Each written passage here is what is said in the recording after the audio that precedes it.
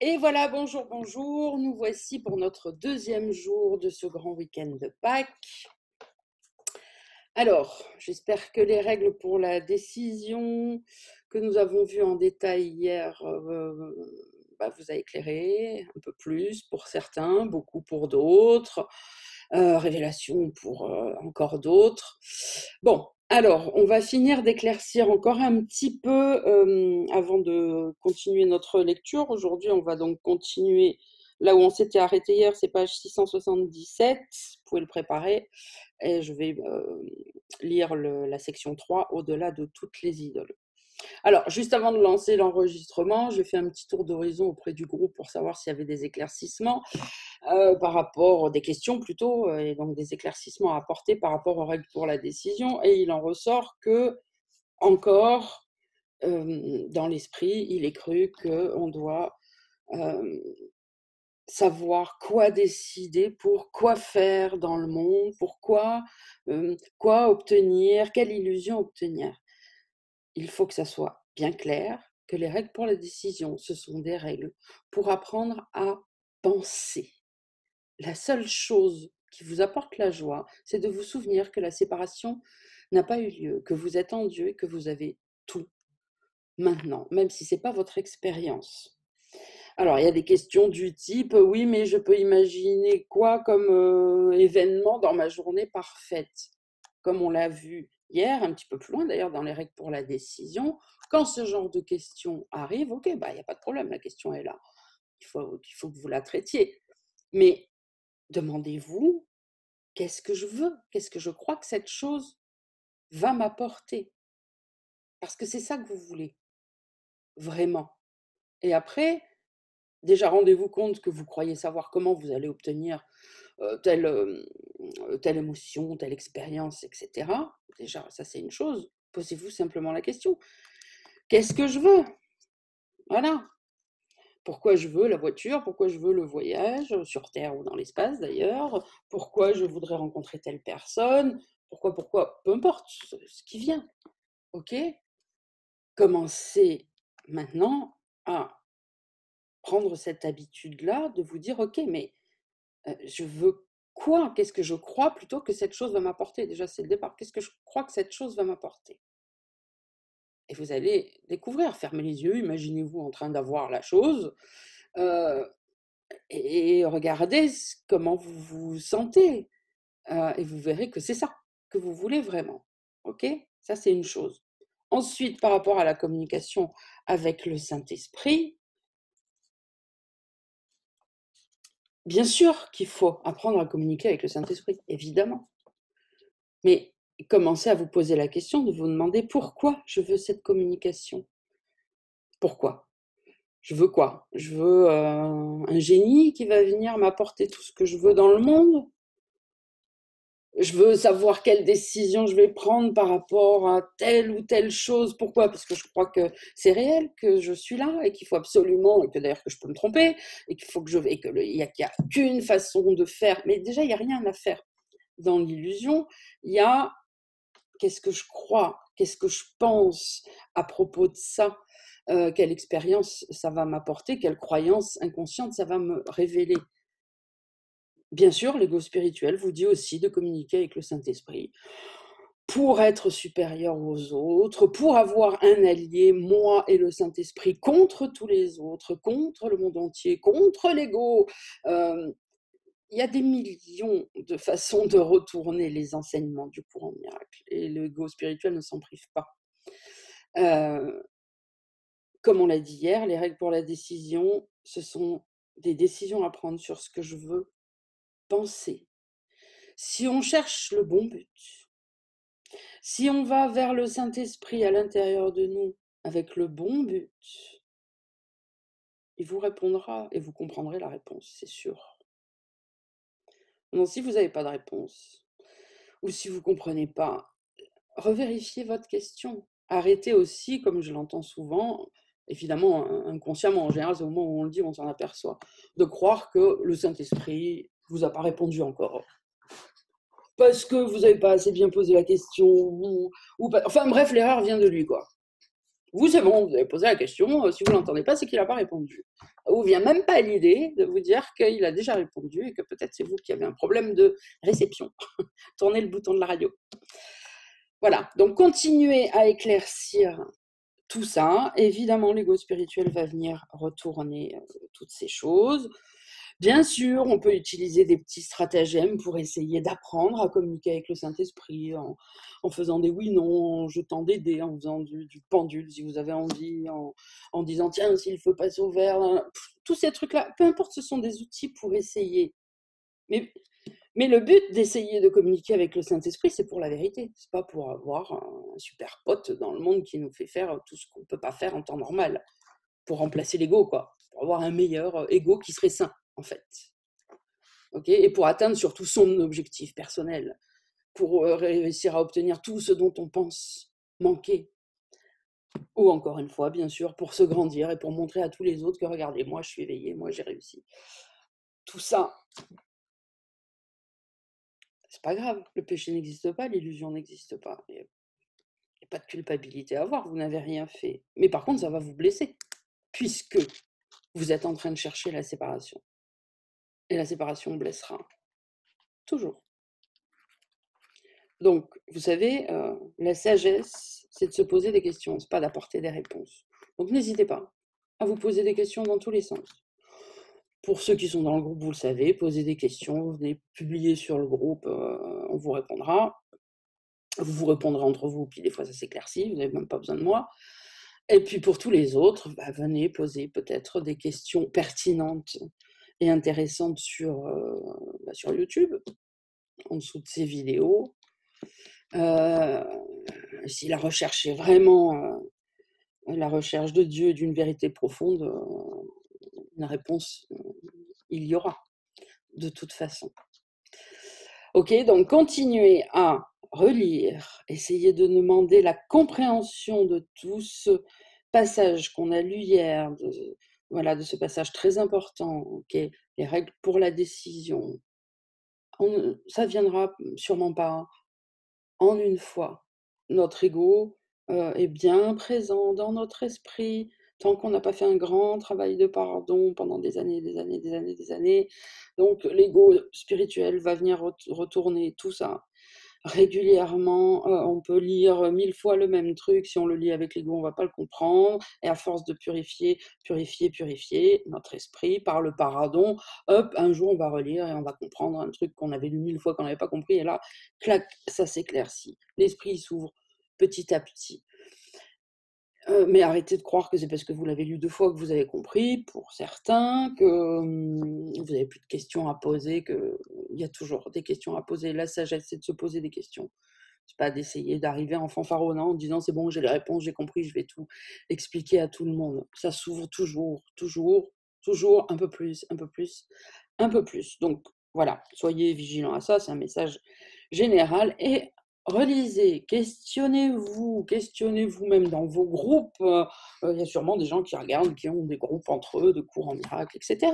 Questionnez-vous, cherchez la vérité, la réponse du Saint-Esprit. Comme on l'a dit hier, attendez-vous à vous tromper et à recevoir sûrement une réponse différente aussi. Remettez en question, remettez en question. De toute façon, si vous remettez en question une chose qui était vraie, comment dire, une connaissance que vous avez reçue du Saint-Esprit, mais vous avez un doute, ne vous inquiétez pas. Si vous la remettez dans le panier pour la donner au Saint-Esprit, si elle est bonne, il vous la rendra. Hein. Et même multipliée, justement. Donc n'ayez pas peur de tout donner. Le Saint-Esprit fera le tri, ce qui est faux, il vous en débarrassera. Si vous avez vraiment la volonté d'en être débarrassé pour la bonne raison, il vous en débarrassera. Et si vous avez mis quelque chose qui était bon, si vous l'avez mis, c'est que vous avez encore un doute, alors il vous le rendra. Et puis avec une explication supplémentaire, avec une ouverture supplémentaire. Ok ? Allez, donc, nous démarrons la lecture, page 677, section 3, au-delà de toutes les idoles. Alors, celle-là, elle est stabilotée de toutes les couleurs chez moi. Je me souviens que l'autre fois, donc à mon avis, elle doit être très très riche. Allez, c'est parti. Les idoles sont tout à fait concrètes. Mais ta volonté est universelle, étant illimitée. Ainsi, elle n'a pas de forme, pas plus qu'elle ne se contente de s'exprimer en termes de forme. Les idoles sont des limites. Elles sont la croyance qu'il y a des formes qui t'apporteront le bonheur et que, en limitant, tout est atteint. Comme par exemple aller faire un voyage dans l'espace. C'est une limite. C'est exactement ce dont il est question. Les idoles sont des limites. Elles sont la croyance, ces idoles, qu'il y a des formes qui t'apporteront le bonheur. Et d'autres formes qui t'apporteront pas le bonheur, d'ailleurs. Okay, et que donc il y a des bonnes choses dans le monde et des mauvaises choses dans le monde et qu'il faut faire le tri des illusions. C'est pas le tri des illusions qu'il faut faire. C'est le tri entre ce qui est réel et ce qui ne l'est pas. Donc, elles sont la croyance qu'il y a des formes qui t'apporteront le bonheur et que, donc, en limitant, en cherchant une forme spécifique, particulière, limitée, tout sera atteint. La joie, le bonheur, la plénitude. Impossible si on réfléchit. C'est comme si tu disais, je n'ai pas besoin de tout, mais c'est cette petite chose que je veux. Et elle sera tout pour moi, en tout cas à ce moment-là. Elle va tout m'apporter. Je vais être comblée quand j'aurai cette petite chose-là. Et cela doit forcément manquer de te satisfaire parce que c'est ta volonté, la vraie, que tout soit à toi, pas juste une petite chose, une petite miette, une part du gâteau. Décide-toi donc pour les idoles et tu demandes la perte. N'en ayant pas conscience au moment où tu demandes. Mais tu demandes la perte, c'est ce qu'il nous dit. Décide-toi pour la vérité et alors tout est à toi, tout sera à toi. Ce n'est pas la forme que tu cherches. Quelle forme peut être un substitut à l'amour de Dieu le Père? Quelle forme peut prendre la place de tout l'amour dans la divinité de Dieu le Fils? Quelle idole peut faire deux de ce qui est un? Et l'illimité peut-il être limité? Tu ne veux pas une idole, et ce n'est pas ta volonté d'en avoir une. Elle ne t'accordera pas le don que tu recherches. Quand tu décides la forme de ce que tu veux, tu perds la compréhension de son but. Allez, comme si on n'avait pas assez stabiloté, hop, on verse celle-ci.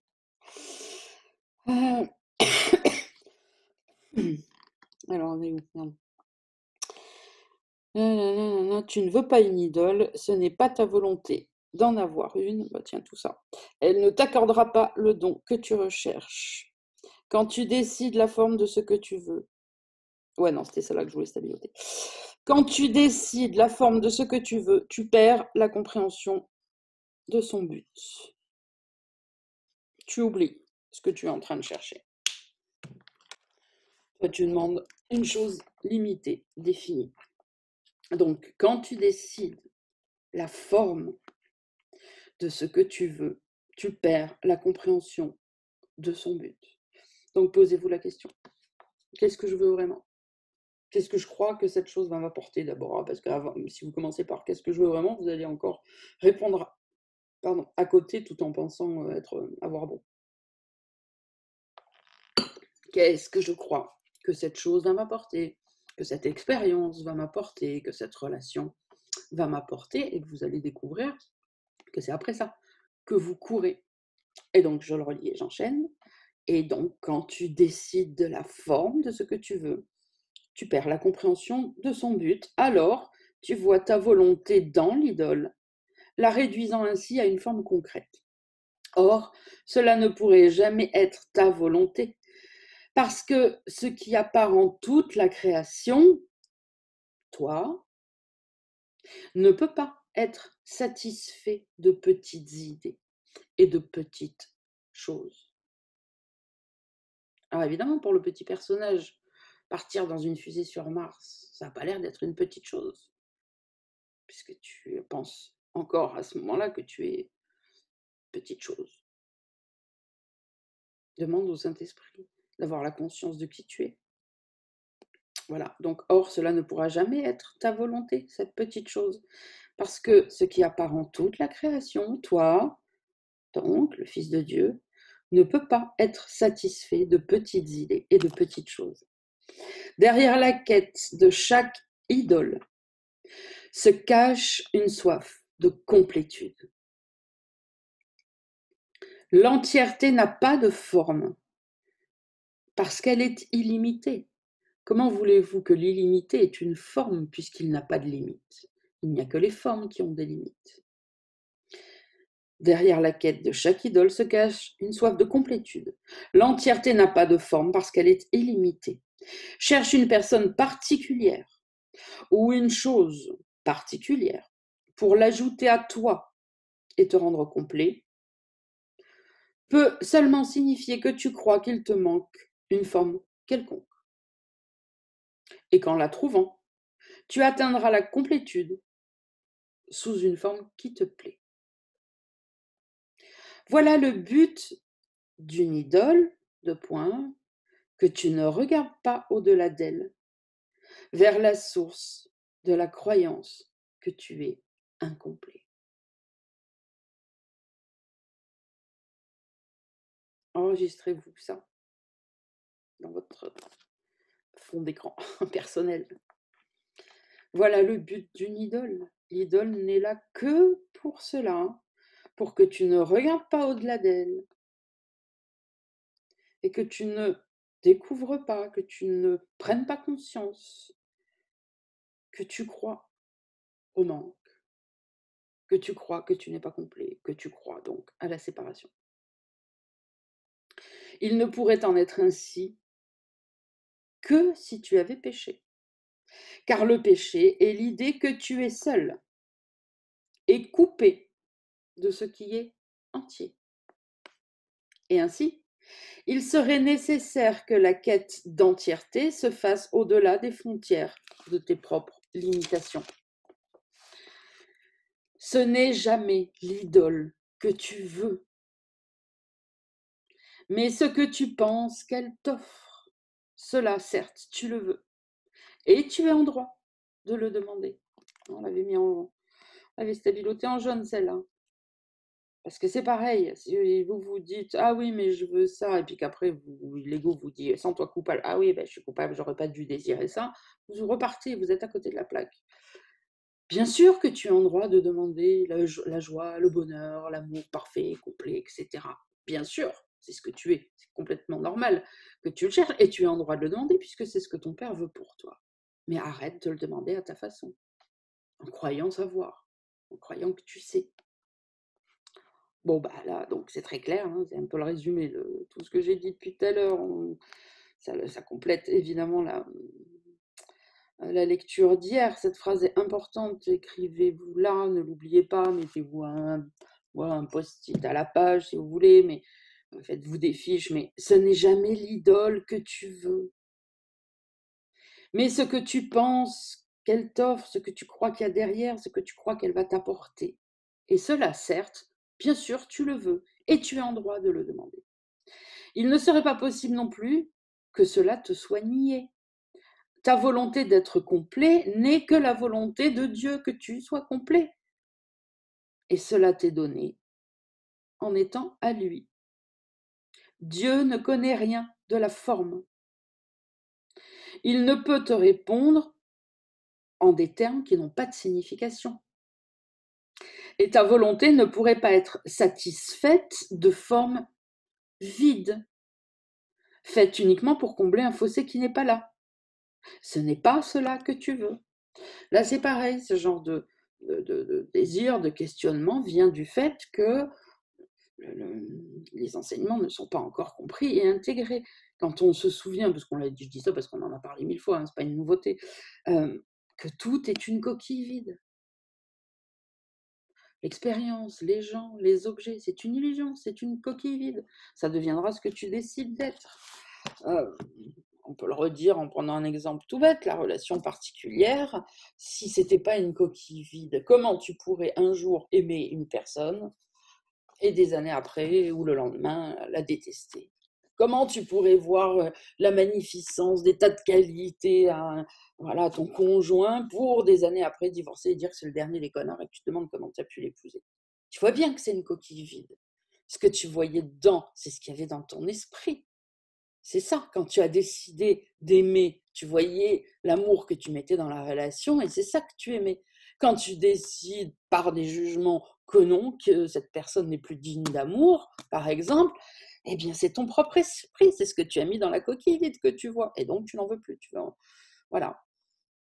Et c'est pareil pour toute chose, pour un travail, pour une relation, pour une expérience, faire un voyage, rencontrer quelqu'un. Tu ne mets là-dedans que ce que tu veux y voir. Il n'y a pas de monde. C'est vide.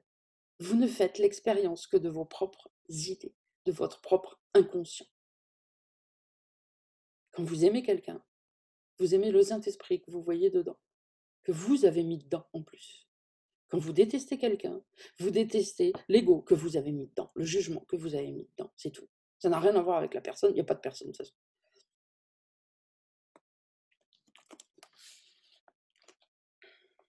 On continue.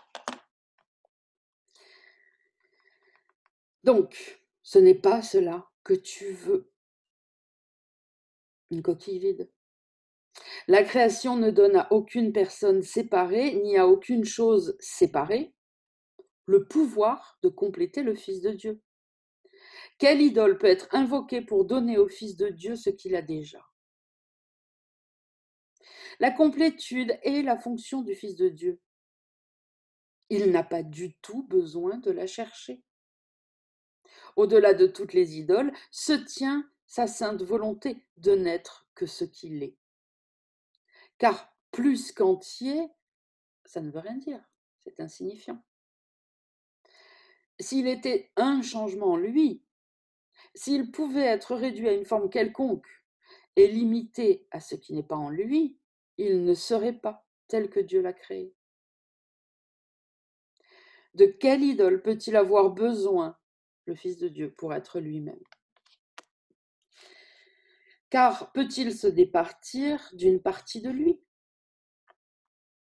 Ce qui n'est pas entier, et l'idole n'est certes pas entière, ne peut pas rendre entier, ne pourra jamais rendre entier. Mais ce qui est réellement demandé, par contre, ne peut pas être nié. Ta volonté est exaucée, non point sous une forme quelconque qui ne te satisferait pas, mais dans l'entière pensée complète et complètement belle que Dieu a de toi. Rien de ce que Dieu ne connaît pas n'existe. Là aussi, on l'avait stabiloté. Je serais bien que quelqu'un en fasse une image, qu'on la mette en bannière, tiens. Rien de ce que Dieu ne connaît pas n'existe. Et ce qu'il connaît existe à jamais, inchangeablement. Car les pensées durent aussi longtemps que dure l'esprit qui les a pensées. Et dans l'esprit de Dieu, il n'y a pas de fin, ni de temps dans lequel ces pensées étaient absentes ou pouvaient subir un changement. Les pensées ne naissent pas et ne peuvent mourir. Elles partagent les attributs de leur créateur et elles n'ont pas non plus de vie séparée à part de la sienne. Les pensées que tu penses sont dans ton esprit comme tu es dans l'esprit qui t'a pensé. Ainsi, il n'y a pas de partie séparée dans ce qui existe, dans l'esprit de Dieu. Cela est un à jamais, éternellement uni et en paix.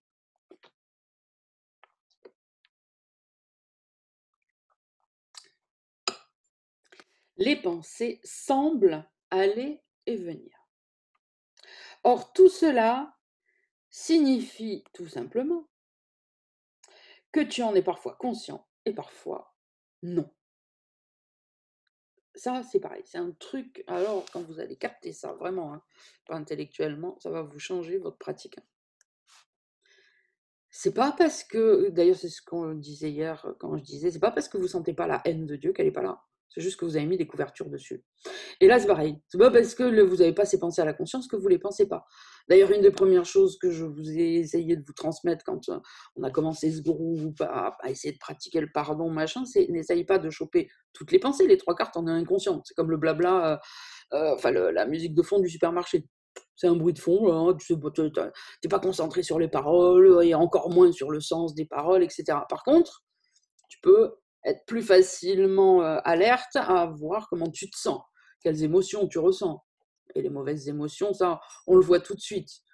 Et si tu veux faire stop, et si vraiment tu mets ton attention dessus, peut-être que tu te souviendras d'un blabla qui est passé sans même que tu t'en rendes compte. Tu dis, ah mais oui, mais en fait, il y avait ça derrière, j'étais en train de ralouiller là sur un truc d'ailleurs pas important. Et puis c'est ça, d'un seul coup, je me suis pas senti bien. Mais ce machin, je l'ai pas entendu. Donc, comprenez bien ça. Les pensées semblent aller et venir, or tout ce que cela signifie, c'est pas qu'elles vont et qu'elles viennent, c'est que parfois tu en es conscient et parfois non. Ok ? Une pensée oubliée naît de nouveau pour toi lorsqu'elle revient à ta conscience. Et d'ailleurs, là où on en fait le mieux l'expérience, c'est quand on oublie complètement, mais complètement une information. N'est-ce pas, Soso? Mais complètement. Et du coup, ça devient une nouvelle information. Et c'est ça qu'on ressent.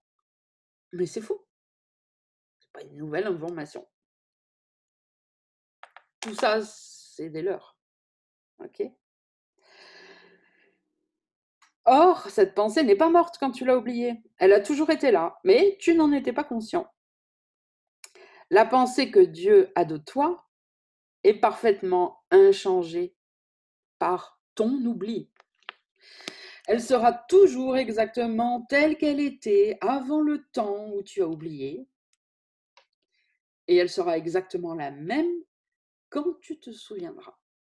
Elle n'aura pas bougé entre-temps. Et puis surtout, elle est la même dans l'intervalle où tu as oublié. Elle ne bouge pas.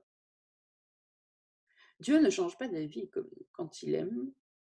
C'est pour l'éternité. Pas comme nous. Suivant nos humeurs, suivant nos envies, suivant les jugements qu'on porte. Et ça ne changera jamais. Ken Wapnick disait un truc du genre, très important, qui a l'air de rien, mais qui était merveilleux la première fois que je l'ai entendu, même si à l'époque, évidemment, je le savais intellectuellement, ça m'a... Dieu t'aimera toujours. Ça ne changera jamais. Et l'ego te haïra toujours. Et ça ne changera jamais non plus.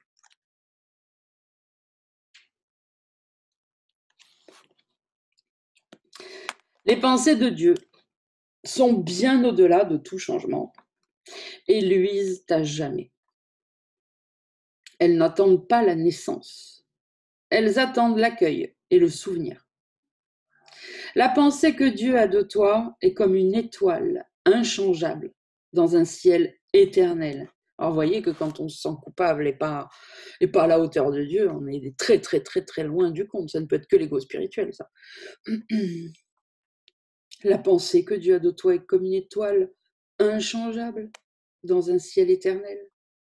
Elle est fixée si haut dans le ciel que ceux qui sont à l'extérieur du ciel ne connaissent pas qu'elle est là. Or, calme et blanche et belle, elle luira durant toute l'éternité. Il n'y eut pas un temps où elle n'était pas là, et jamais il n'y eut un instant où sa lumière est devenue plus pâle ou moins parfaite. Qui connaît le Père connaît cette lumière, car il est le ciel éternel qui la garde en sécurité, à jamais soulevé et bien ancré. Sa parfaite pureté ne dépend pas de ce qu'elle soit vue ou non sur la terre. Le ciel l'embrasse et la tient doucement à sa place parfaite, qui est aussi loin de la terre que la terre du ciel. Ce n'est pas la distance ni le temps qui gardent cette étoile invisible pour la terre. Ça vous rappelle pas un film, ça? Mais ceux qui cherchent des idoles ne peuvent pas connaître que l'étoile est là. Bon, du coup, je vais le dire pour tous ceux sur YouTube qui veulent Allez regarder ce petit film pour enfants. Voilà. J'avais même oublié que c'était formulé aussi, enfin, d'une manière aussi alignée avec les mêmes mots en fait, donc c'est parfait. Donc c'est l'Étoile du Nord, hein, c'est ça? Je me trompe pas? Voilà. C'est un petit film pour enfants, génial, où il y a évidemment voilà, de grands enseignements. Et alors là, l'histoire de l'étoile, bon, vous irez voir le film, ceux qui le désirent, hein. C'est un film assez ancien, vous le trouvez en streaming, hein, vous tapez dans Google, vous tomberez dessus. Sandrine, Oui. c'est Le secret de l'étoile du Nord, le titre. Ah, qu'est-ce que j'ai dit? L'étoile du Nord. Ah oui, il en manque un bout, il me semblait bien. Merci, Sylviane. Le secret de l'étoile du Nord. Voilà. Et donc, pour ceux qui ont, les Français qui ont Canal+, il est dedans. Vous allez chercher dans les films du moment. Sinon, vous tapez sur Google, vous le trouvez. Mais je crois qu'on avait mis un lien sur le groupe. Hein, voilà. Ben, Oui, faites-moi y penser les lumières, s'il vous plaît, tout à l'heure, si jamais vous voyez que je ne l'ai pas fait. J'irai le chercher sur le groupe. J'essaierai si ça marche, hein, parce que maintenant, il squeeze plein de trucs. J'irai le coller dans le descriptif de la vidéo pour ceux qui veulent le regarder sur YouTube, une fois que j'aurai publié la vidéo. Si ça marche, normalement, je pense que je dois pouvoir coller un lien là-bas. S'ils ne le squeeze pas, parce que des fois, ils ne veulent pas qu'on partage. Mais sinon, voilà, vous allez le chercher. Donc, pour tous ceux du groupe qui l'ont vu, normalement, tout le monde l'a vu. Fermez les yeux. Je vais relire le paragraphe 9 et je vais enchaîner. Qui connaît le Père connaît cette lumière, car il est le ciel éternel qui la garde en sécurité, à jamais soulevée et bien ancrée. Sa parfaite pureté ne dépend pas de ce qu'elle soit vue ou non sur la terre. Le ciel l'embrasse et la tient doucement à sa place parfaite, qui est aussi loin de la terre que la terre du ciel. Ce n'est pas la distance ni le temps qui gardent cette étoile invisible pour la terre, mais ceux qui cherchent des idoles ne peuvent pas connaître que l'étoile est là, au-delà de toutes les idoles, et la pensée que Dieu a de toi, complètement inaffecté par le tumulte et la terreur du monde, les rêves de naissance et de mort qui sont faits ici, les myriades de formes que peut prendre la peur. Tout à fait imperturbée, la pensée que Dieu a de toi reste exactement telle qu'elle a toujours été, entourée d'un calme si complet que pas un bruit de bataille ne s'en approche le moindrement. Elle repose en certitude et en parfaite paix. Là est gardée en sécurité ta seule réalité, complètement inconsciente de tout le monde qui adore les idoles et ne connaît point Dieu. En parfaite sûreté de son inchangeabilité et de son repos en sa demeure éternelle, la pensée que Dieu a de toi n'a jamais quitté l'esprit de son Créateur, qu'elle connaît comme son Créateur connaît, qu'elle est là. Où pourrait exister la pensée que Dieu a de toi, sinon là où tu es? Ta réalité est-elle une chose à part de toi et dans un monde dont ta réalité ne connaît rien? À l'extérieur de toi, il n'y a pas de ciel éternel, pas d'étoile inchangeable et pas de réalité.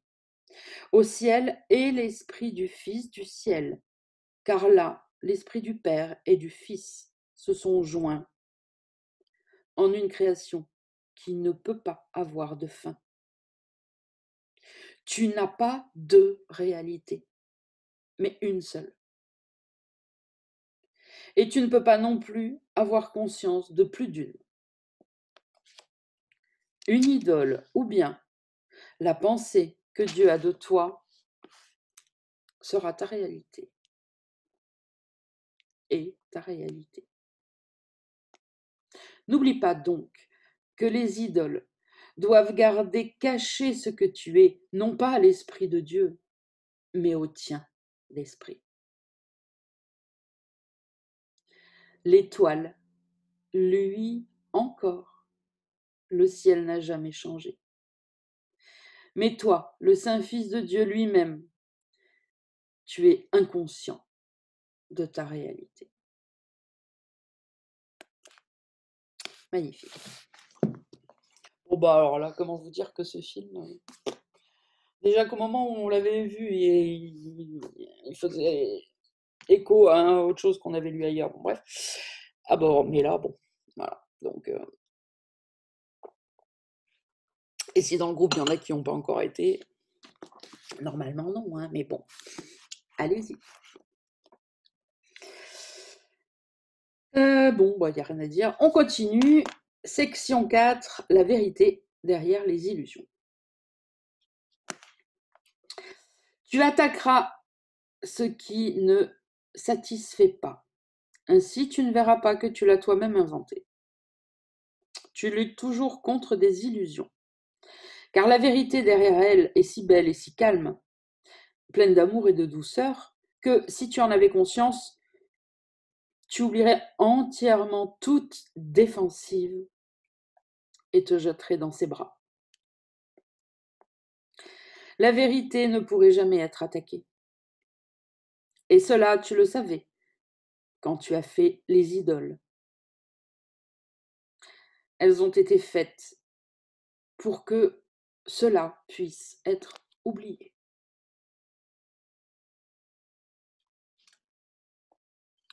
Tu n'attaques que des idées fausses, jamais les vraies. Toutes les idoles sont des idées fausses que tu as faites pour combler le fossé que tu penses qui a surgi entre toi et la vérité. Et tu les attaques pour les choses que tu penses qu'elles représentent. Ce qui est au-delà d'elles ne peut pas être attaqué. Ces dieux lassants et insatisfaisants que tu as faits sont des jouets d'enfants gonflés. Un enfant est effrayé lorsqu'une tête de bois jaillit d'une boîte fermée qui s'ouvre soudainement, ou lorsqu'un ours en peluche doux et silencieux se met à geindre quand il s'en empare. Les règles qu'il avait faites pour les boîtes et pour les ours l'ont déçu et ont brisé son contrôle de ce qui l'entoure. Les boîtes, les ours et vos relations particulières et nos relations particulières, c'est pareil. Hein, ce ne sont que des symboles. Hein. Restez pas que sur une idée de jouer, parce qu'après, votre mental est... Enfin, c'est toujours pareil avec le courant miracle, ramenez-le à votre vie. Hein. C'est symbolique. Jésus a évidemment ses raisons de s'exprimer de cette façon qu'on ne va pas analyser, il ne manquerait plus que ça. Il y en a une qui est évidente, c'est pour essayer de faire en sorte que l'ego ne récupère pas tout le truc, parce que le courant miracle a été écrit d'une certaine forme pour pouvoir durer des millénaires, et puis aussi c'est pour ça, les langages changent, etc. Mais moi là, je vous le dis, faites le lien, comprenez ce qu'il est en train de dire, hein, c'est symbolique, les jouets, les têtes de bois qui sortent des boîtes, c'est les événements qui surgissent dans votre vie. Les jouets, machin, c'est les relations que vous voulez avoir, auxquelles vous vous accrochez. Par exemple, entre autres, ok. Mais essayez d'avoir ces exemples en tête quand vous lisez des choses comme ça par rapport à votre vie. Parce que si vous lisez comme ça en l'air, en théorie, oui, c'est très joli, vous passez un bon moment, puis que vous en avez fermé, d'abord vous n'avez rien compris, vous ne voyez pas le rapport avec vous, et vous allez dire oui, j'ai compris, la seconde d'après vous allez faire l'inverse, sans même voir que vous faites exactement l'inverse de ce que vous dites avoir compris. Donc apprenez à faire le lien, à comprendre ce qu'il est en train de dire vraiment. Ok ? Puisque c'est comme ça en plus que ça va prendre un sens vraiment. Donc les règles qu'il avait faites pour les boîtes et pour les ours l'ont déçu et ont brisé son contrôle de ce qui l'entoure. Et il est apeuré parce qu'il pensait que les règles le protégeaient. Maintenant, il doit apprendre que les boîtes et les ours ne l'ont pas trompé et n'ont brisé aucune règle, et ne signifie pas que son monde est devenu chaotique et dangereux. Il faisait erreur. Il avait simplement mal compris ce qui le mettait en sécurité. Et il a pensé que cela était parti. Le fossé qui n'est pas là est rempli de jouets sous d'innombrables formes. Et chacun semble briser les règles que tu fixes pour lui. Il n'a jamais été la chose que tu pensais. Il doit sembler briser tes règles de sécurité puisque les règles étaient fausses. Mais ce n'est pas pour ça que tu es en danger. Tu peux rire des têtes qui jaillissent et des jouets qui geignent, comme le fait l'enfant qui apprend qu'ils ne sont pas du tout une menace pour lui. Or, tant qu'il aime à jouer avec eux, il les perçoit encore comme obéissant à des règles qu'il a faites pour son plaisir. Ainsi, y a-t-il encore des règles qu'ils peuvent sembler briser et l'effrayer. Or, il est à la merci de ses jouets. Et peuvent-ils représenter une menace pour lui? La réalité observe les lois de Dieu et non les règles que toi tu fixes. Ce sont ces lois qui garantissent ta sécurité. Toutes les illusions que tu crois à ton sujet n'obéissent à aucune loi. Elles semblent danser un petit moment conformément aux règles que tu fixes pour elles, mais ensuite elles tombent et ne peuvent plus se relever. Ce ne sont que des jouets, mon enfant. Ne les pleure donc pas. Leur danse ne t'a jamais apporté aucune joie. Mais ce n'étaient pas non plus des choses qui pouvaient t'effrayer, ni te mettre en sécurité si elles obéissaient à tes règles. Elles ne doivent donc être ni chéries, ni attaquées, mais simplement considérées comme des jouets d'enfants, sans une seule signification en elles-mêmes. Vois-en une en elles de signification, et tu les verras en toutes. N'en vois aucune en elles, et elles ne te toucheront pas. Les apparences trompent, parce que ce sont des apparences, et non la réalité. Ne t'y attarde pas sous quelque forme que ce soit. Elles ne font qu'obscurcir la réalité, et elles apportent la peur. Pourquoi? Parce qu'elles cachent la vérité. N'attaque pas ce que tu as fait pour te laisser tromper, car tu prouves ainsi que tu as été trompé. L'attaque a le pouvoir de rendre les illusions réelles. Or, ce qu'elle fait n'est rien. Qui pourrait être apeuré par un pouvoir qui ne peut pas avoir d'effet réel? Qu'est-ce que cela pourrait être, sauf une illusion qui fait paraître les choses semblables à elle? Regarde calmement ces jouets et comprends que ce sont des idoles qui ne font que danser sur de vains désirs. Ne leur donne pas ton adoration, car elles ne sont pas là. Or, cela est également oublié dans l'attaque. Le Fils de Dieu n'a pas besoin de défense contre ses rêves. Ses idoles ne le menacent pas du tout. Sa seule erreur est de penser qu'elles sont réelles. Que peut faire le pouvoir des illusions? Les apparences ne peuvent tromper que l'esprit qui veut être trompé. Putain, on l'a pas stabiloté, celle-là, pourtant, elle mérite. Les apparences ne peuvent tromper que l'esprit qui veut être trompé. Donc quand on dit « Ah, j'arrive pas à croire à la vérité, je voudrais, mais j'arrive pas, je crois plus facilement à tous les trucs qu'on me raconte dans le monde », c'est parce que tu le veux, c'est ça qu'il faut comprendre. C'est une question de désir. Et donc après, plus loin, on va dire « Ah oui, mais j'arrive pas à stopper le bavardage mental ». Comme on l'a dit, mais c'est parce que tu le veux pas.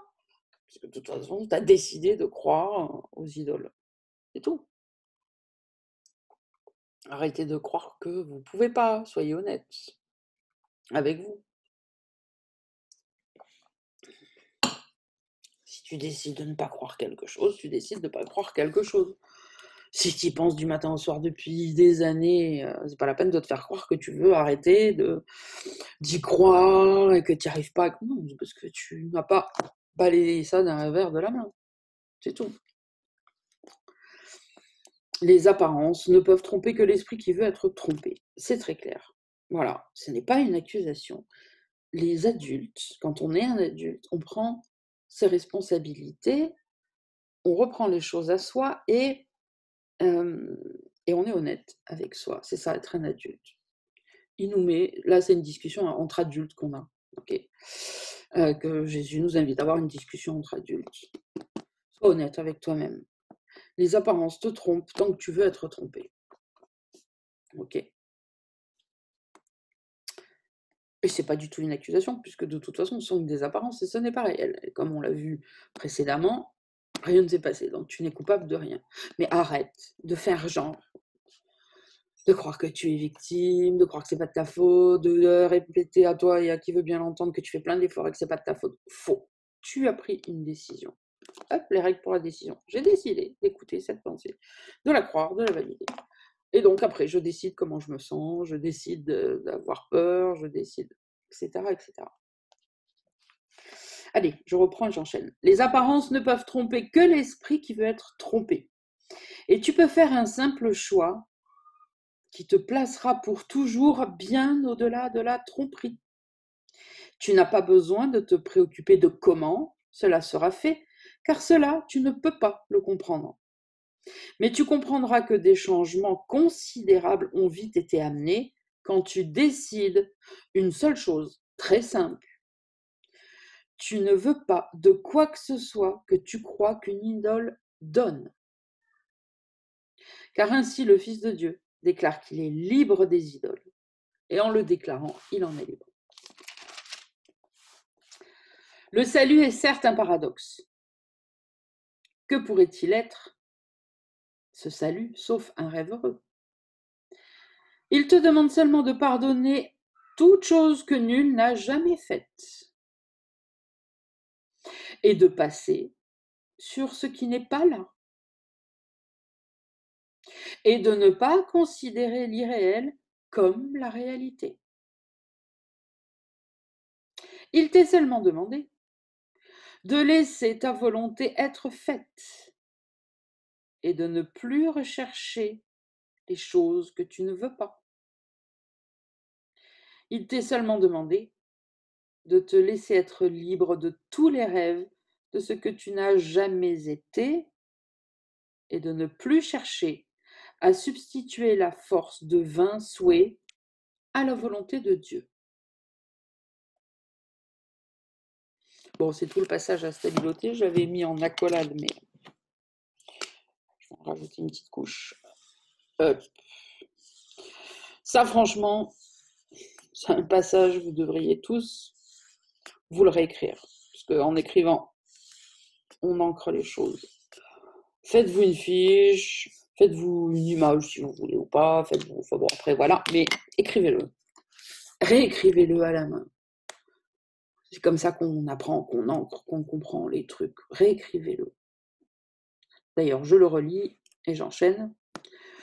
Le salut est certes un paradoxe. Que pourrait-il être, sauf un rêve heureux?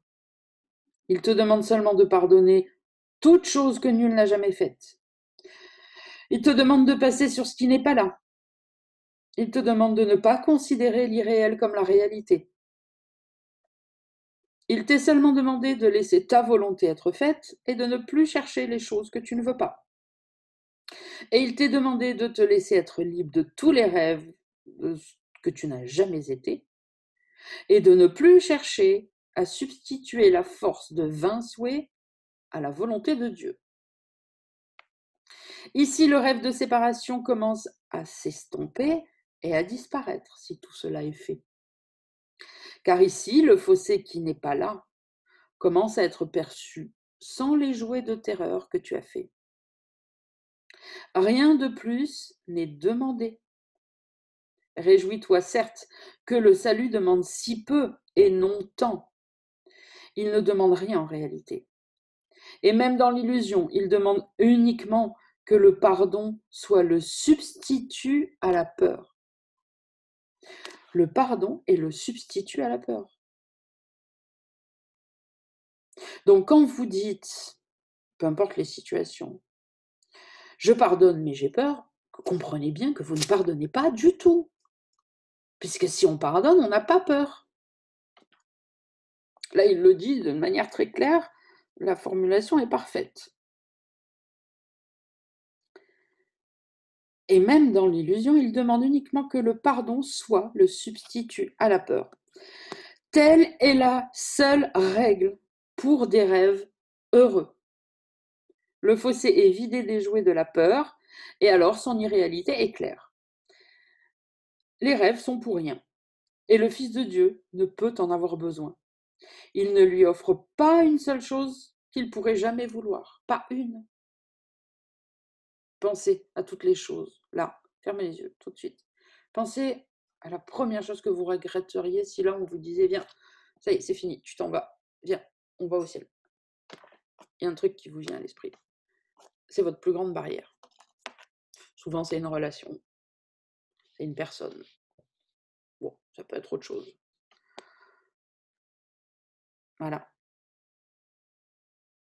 Il n'y en a pas une qui pourrait t'apporter ce que tu veux.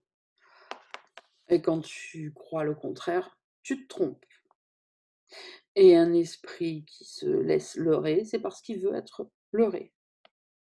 Voilà. Faites cet exercice vous-même. Quand vous tombez dessus, quand vous relisez de temps en temps. Vous verrez.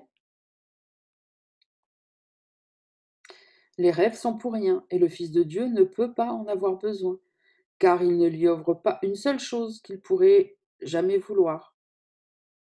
Et il est délivré des illusions par sa volonté, et simplement rendu à ce qu'il est. Que pourrait être le plan de Dieu pour son salut, sauf un moyen de le donner à lui-même?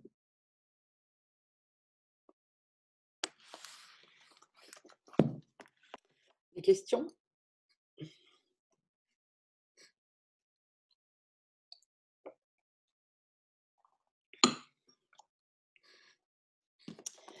Alors on continue. Section 5, le seul but. Le monde réel est l'état d'esprit dans lequel le seul but du monde est vu comme étant le pardon. Bon, allez, comme souvent les premières phrases. Hop. Le monde réel est l'état d'esprit, donc déjà est un état d'esprit, ok, pas un lieu, un endroit avec des palmiers, je sais pas quoi. Le monde réel est l'état d'esprit dans lequel le seul but du monde est vu comme étant le pardon. Demandez-vous si c'est vraiment le seul but que vous pensez que le monde a, depuis le temps aussi qu'on en parle et qu'on le rabâche, et que peut-être parfois vous avez dit oui, oui. Quand vous vous levez matin, c'est votre seul but? Vous avez encore plein de désirs dans le monde, plein d'envies. Vous croyez que le monde peut vous apporter des tas d'autres trucs et qu'il a un autre but. Voilà. Parce qu'évidemment, en plus, en ce moment, c'est la fête. C'est la fête au but de l'ego spirituel avec le virus et tout machin. Qu'est-ce qu'on peut entendre comme personne qui dit ça y est, le monde va se transformer, le monde nouveau va émerger, les gens vont voir en gros tout le péché qu'ils ont fait, ils vont arrêter de pécher. En gros, hein, en dessous, c'est ce qui est dit. Hein. Arrêtons la société, le capitalisme, machin. Maintenant, il faut s'aimer. Vous ne savez même pas ce que c'est clairement. Bref. Donc, le seul but du monde, c'est le pardon. Quand ça, c'est dans votre esprit, le rêve heureux est là. C'est la seule chose pour laquelle vous vous levez le matin. Et du coup, peu importe ce qui se passe. Il se passe ce qui se passe. Et s'il y a des trucs, des fois, qui sont un peu... Bon, bah, ça fait peut-être pas plaisir sur le moment, mais chouette. Ah, je vais pouvoir le pardonner. Donc, le monde réel est l'état d'esprit dans lequel le seul but du monde est vu comme étant le pardon. La peur n'en est pas le but, car l'évasion hors de la culpabilité en devient le but. La valeur du pardon est perçue alors et prend la place des idoles, qui ne sont donc plus recherchées, car leurs dons ne sont plus chéris. Aucune règle n'est vainement fixée, et rien n'est exigé de qui ou de quoi que ce soit pour qu'il se déforme et s'adapte aux rêves de peur. Plutôt, il y a un souhait de comprendre toutes choses créées telles qu'elles sont réellement. Et il est reconnu que toutes choses doivent d'abord être pardonnées et ensuite comprises. Voilà, celle-là, on l'avait stébilotée et elle est vraiment à relever. Ok. Il est reconnu que toutes choses doivent d'abord être pardonnées et ensuite comprises. Et pas d'abord, il faut que je comprenne pour pouvoir le pardonner. D'abord, je pardonne mes illusions, mes ressentis, mes peurs, mes pensées, mes attaques, mes jugements, tout ce dont j'ai conscience. Et après, ça sera compris. Ici, on pense que la compréhension s'acquiert par l'attaque. Là, il est clair que par l'attaque, la compréhension est perdue. La folie qu'est la poursuite de la culpabilité comme but est alors pleinement reconnue. Et les idoles ne sont pas désirées là, car il est compris que la culpabilité est l'unique cause de la douleur sous n'importe quelle forme. Nul n'est plus tenté par son vain attrait, car la souffrance et la mort ont été perçues comme choses non désirées et non pourchassées. La possibilité de liberté a été saisie et accueillie, et les moyens par lesquels elle peut être gagnée peuvent maintenant être compris. Le monde devient alors un lieu d'espoir, pas pour qu'il se transforme, pour que notre esprit se transforme et s'éveille de lui, de ce rêve. Donc le monde devient un lieu d'espoir parce que son seul but est d'être un lieu où l'espoir de bonheur peut être comblé. Et nul n'est en dehors de cet espoir parce que le monde a été uni en la croyance que le but du monde est un but que tous doivent partager s'il est vrai que l'espoir est plus qu'un simple rêve. Le souvenir du ciel n'est pas encore tout à fait revenu, car le but du pardon reste encore. Or, chacun est certain qu'il ira au-delà du pardon, et il ne reste que jusqu'à ce qu'il soit rendu parfait en lui-même. Alors, vous voyez, vous comprenez que là, il nous décrit à partir du moment, il part du principe que normalement on a acquiescé tout ce qu'il a dit jusque précédemment, qu'on l'a compris, qu'on l'applique et que maintenant on arrive au monde réel. Hein. Donc, il nous met dans la situation. Donc, une fois qu'on est dans le monde réel, parce qu'on a vu que la seule chose qu'on a à faire en se levant le matin, c'est à pardonner toutes nos illusions, le souvenir du ciel, à ce moment-là, n'est pas encore tout à fait revenu. Car le but de pardon reste encore, puisqu'on a encore besoin de pardonner, parce qu'on n'a pas fini, on n'a pas complété toutes nos séries de pardon, tous nos besoins de pardon. Voilà, le but de pardon reste encore. Pourtant, chacun à ce niveau-là est certain qu'il ira au-delà du pardon. Et qu'il ne reste donc ici, dans cette incarnation, à pardonner, que jusqu'à ce qu'il soit rendu parfait en lui-même. Quand on devient parfait, comme Jésus l'est devenu, quand on pense parfaitement, quand on se souvient parfaitement qui on est, c'est fini, on s'en va. Vous voyez, Jésus, personne ne doute, j'imagine, qu'il était rempli d'amour pour toutes les personnes qu'il pouvait rencontrer. Et vous qui croyez tellement que certaines personnes, je suis sûre qu'il y en a qui disent: «Oh mais non, mais Dieu ne pourrait jamais me dire de laisser par exemple mon enfant, ma mère, mon mari», enfin et cetera et cetera. Bon, évidemment, ce ne serait pas Dieu qui demanderait ça. Celui qui demanderait ça, ce serait l'ego, puisqu'on ne parle pas du même Dieu, puisque Dieu ne connaît pas les illusions, ne connaît rien de la forme. Donc il ne peut pas te demander d'abandonner quelque chose qui n'est pas réel. Bon. Donc revenons à Jésus. Si vraiment c'était et oui, bien sûr, c'est le Fils de Dieu, il y a l'étincelle divine dedans. Donc si vraiment c'était si saint et si sacré, les relations particulières, une fois qu'il est ressuscité, c'est bon, il a fait le plus gros, hein, j'ai envie de vous dire, puisque quoi, qu'est-ce qu'il y a au-dessus d'être ressuscité? Bah, peut-être rester à vivre et à ne jamais vieillir et mourir pendant 2000 ans, 3000 ans. Si vraiment c'était ça l'amour, bah, il serait resté. Pourquoi il est rentré?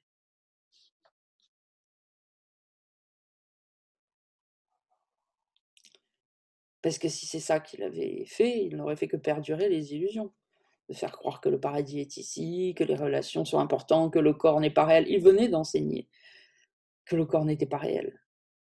C'était pas pour enseigner l'inverse. Ensuite, il a enseigné que le corps n'est pas réel. Et après, il est resté un peu, il est parti. Et après, il a donné la marche à suivre aux apôtres et il est parti. Et c'est pas parce qu'il les aimait pas. Justement, parce qu'il les aimait. Donc, je sais pas pourquoi j'ai dit ça. Je reviens. Je ne sais plus où j'en étais. Hop. Voilà. Or, à ce moment-là, si tu es dans cet état d'esprit-là, tu es certain que tu iras au-delà de pardon, mais tu sais que oui, voilà, c'est ça, que tu ne resteras que jusqu'à ce que tu sois rendu parfait en toi-même. Et tu n'as plus d'autre souhait que cela, d'être rendu parfait en toi-même. Perfection de pensée, récupérer mon Esprit Saint, penser comme Dieu penserait, penser comme Jésus penserait, penser comme le Saint-Esprit pense. C'est le seul but. Et il y a en lui un espoir de bonheur qui est si sûr et si constant que c'est à peine s'il peut rester et attendre encore un peu plus longtemps, ses pieds touchant encore la terre. Pourtant, il est heureux d'attendre, jusqu'à ce que chaque main se soit jointe et que chaque cœur ait été rendu prêt à s'élever et à venir avec lui.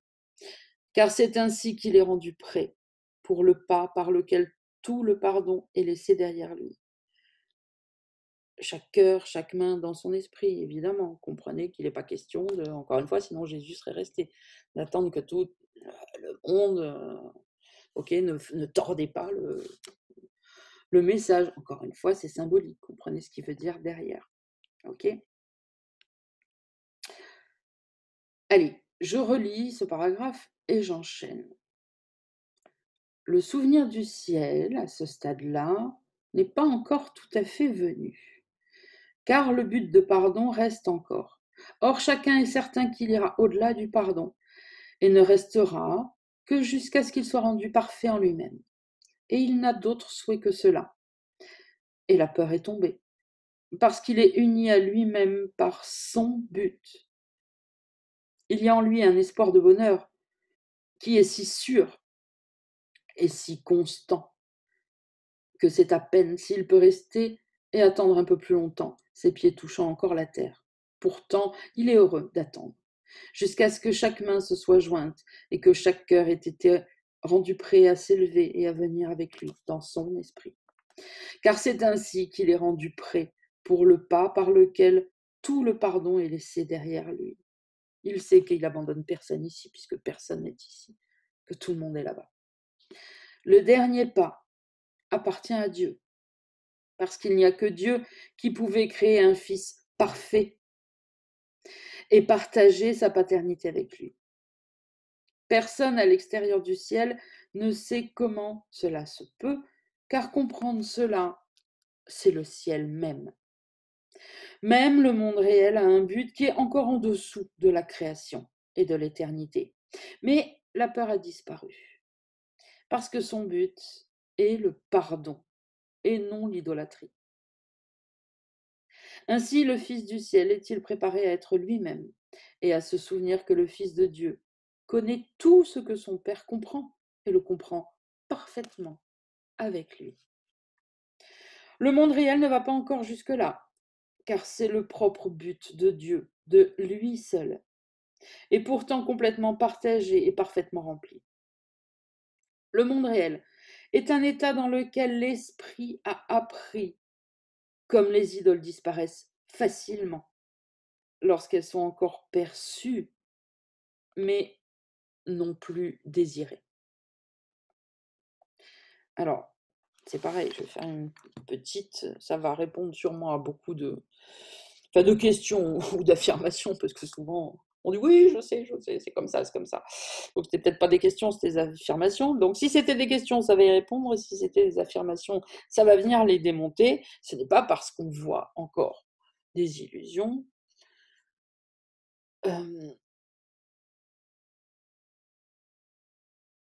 Ouais, ça va rejoindre ce qu'il a dit au début, qu'on n'est pas avancé, qu'on n'est pas peut-être à 2 doigts de partir, tu n'as pas à te soucier de chaque pas que tu fais, ne commence pas à juger ni tes pas, ni ceux de tes frères. Tant qu'on est ici, on voit, on va pas devenir aveugle. Mais si ce que tu vois te passe au-dessus et que ça ne provoque plus rien en toi, c'est ça que veut dire cette phrase. Le monde réel est un état d'esprit dans pardon, dans mes lunettes, c'est mieux. Le monde réel est un état dans lequel l'esprit a appris. Comme les idoles disparaissent facilement lorsqu'elles sont, certes, encore perçues, puisque tu as des yeux, mais non plus désirées, et donc perçues mais pas crues du tout. Comme l'esprit peut être désireux dans lâcher prise, lorsqu'il a compris que les idoles ne sont rien et nulle part, et qu'elles sont sans but. Car c'est alors seulement que la culpabilité et le péché peuvent être vus sans aucun but et n'ayant aucun sens. Ainsi, le but du monde réel est doucement porté à la conscience pour remplacer le but de péché et de culpabilité.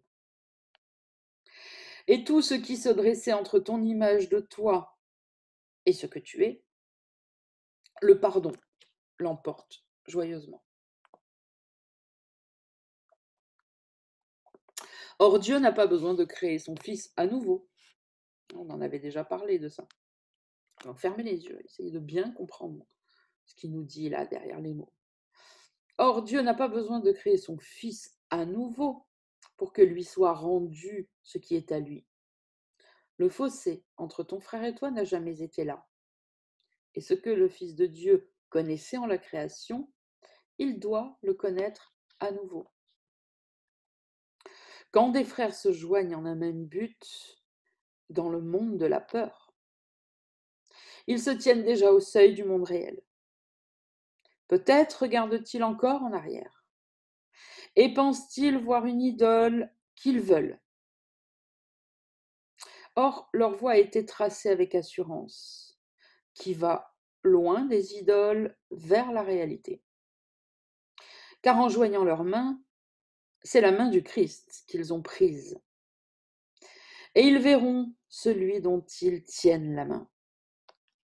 La face du Christ est vue avant que le souvenir du Père ne revienne.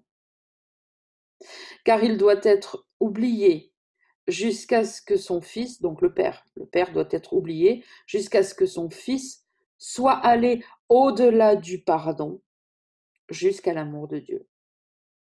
Or, l'amour du Christ est d'abord accepté, sans preuve, sans témoin, même avec les témoins et les preuves du contraire, okay. Et ensuite viendra la connaissance qu'ils ne font qu'un.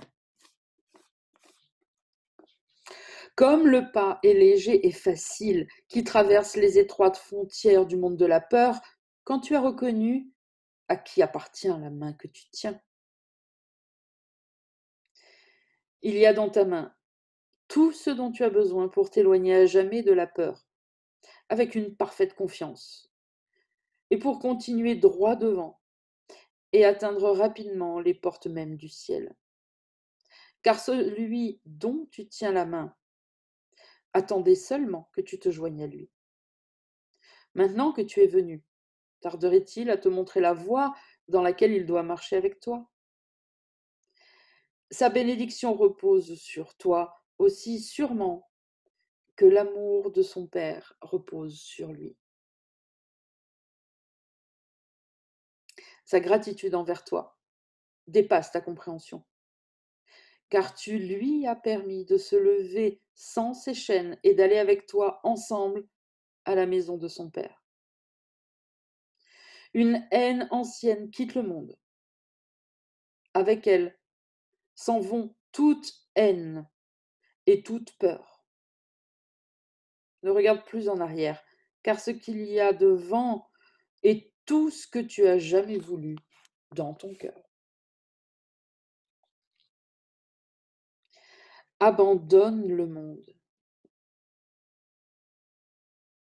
Et vous voulez abandonner le monde? Le monde de la peur? Ou vous voulez la garder encore? Abandonne le monde, mais non pas au sacrifice. Tu ne l'as jamais voulu.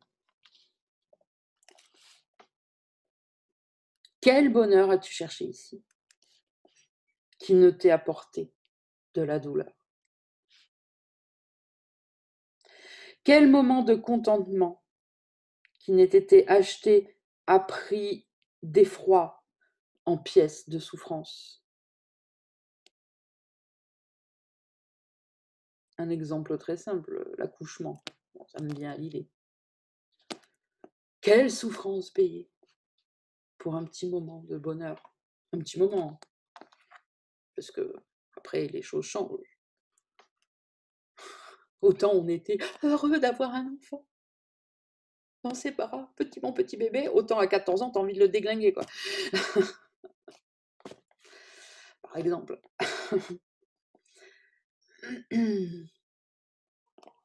Comprenez ce qu'il est en train de dire? Quel moment de contentement qui n'ait été acheté à prix d'effroi en pièces de souffrance. La joie, la vraie, n'a pas de coût. Elle ne coûte rien. Elle est ton droit sacré. Et ce qui se paye n'est pas le bonheur. Que l'honnêteté te donne des ailes en chemin.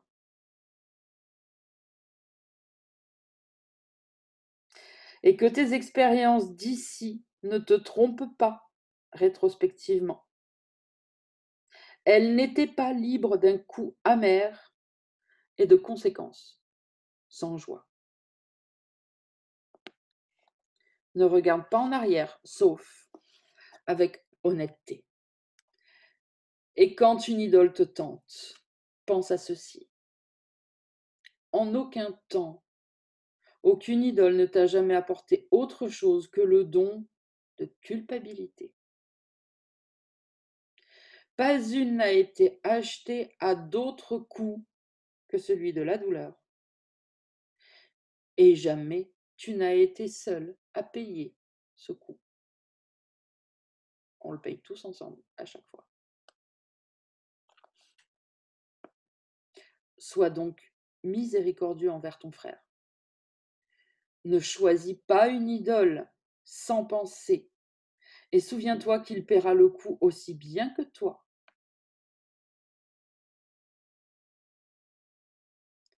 Car il sera retardé quand tu regardes en arrière, et tu ne percevras pas à qui appartient la main aimante que tu tiens. Regarde donc en avant, fais route avec confiance et le cœur heureux, battant d'espoir, et non martelé par la peur. La volonté de Dieu réside à jamais en ceux dont les mains sont jointes. Et jusqu'à ce qu'ils se joignent, ils pensaient que Dieu était leur ennemi. Mais quand ils se sont joints et ont partagé un but, ils furent libres d'apprendre que leur volonté est une. C'est ainsi que la volonté de Dieu doit atteindre leur conscience. Et ils ne peuvent pas oublier très longtemps que ce n'est que la leur de volonté.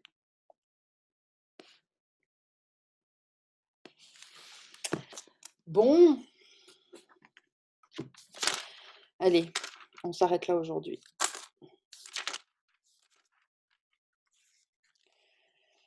Nous finirons demain ce chapitre 30. Et pour la résurrection, eh bien, nous commencerons un nouveau chapitre. Ouh. Bah, la résurrection, je sais même plus d'ailleurs, c'est dimanche, c'est lundi. Pourquoi il y a le lundi de Pâques? Bon, je sais plus, bref, en tout cas, pour la résurrection, on commencera un nouveau chapitre. J'ai oublié tous ces trucs du passé. Alors, merci pour votre présence. Restez calmement un petit moment dans tout ce qui a été lu. D'ailleurs, je vais couper la vidéo, je ne resterai pas avec vous comme d'habitude, c'est pas la peine. On va se voir encore demain, après-demain. Restez. C'est puissant ce qui a été lu à la fin. Restez. Relisez si vous voulez. Restez dedans.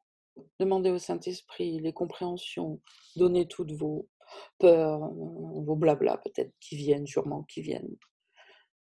Restez calme encore. Allez, 10 minutes. Apprenez à revenir au monde doucement. Pas une transition brutale. Ça y est, je ferme et puis hop, je sors, je parle. S'il y a quelqu'un à côté, j'allume la télé, machin.